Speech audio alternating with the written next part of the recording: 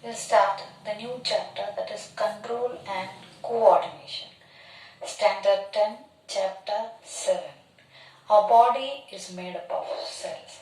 The cells has the ability to respond to the stimulus.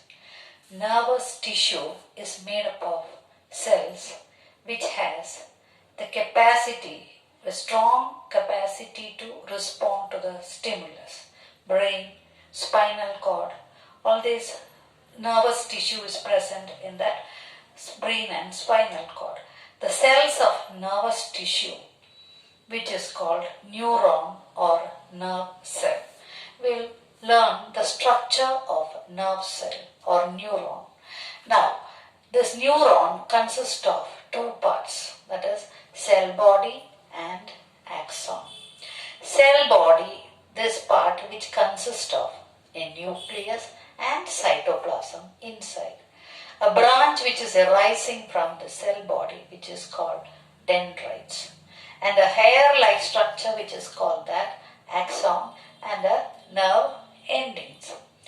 Now this dendrites collect the nerve impulses in the form of electric signals and passes to this cell body, and from there it moves towards this axon. And this axon, and it passes to that, there is a minute gap between each nerve cell which is called synapse. Some chemicals which will be produced due to this electric impulses which will be passed from one nerve cell to through this gap which is called the synapse to another neuron.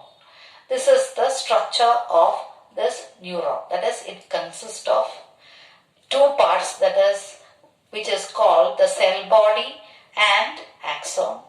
Cell body consists of nucleus and cytoplasm. A branch-like structure which is arising from the cell body which is called dendrites, and the hair-like particles which is called axon.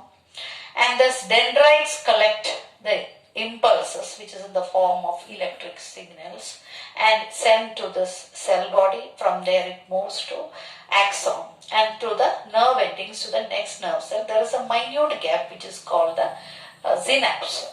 And some chemicals will be passing from the electric signals, that chemicals will pass from one nerve cell to another nerve cell through this synapse. Now let us learn about the reflex action. Now what does mean by the reflex action?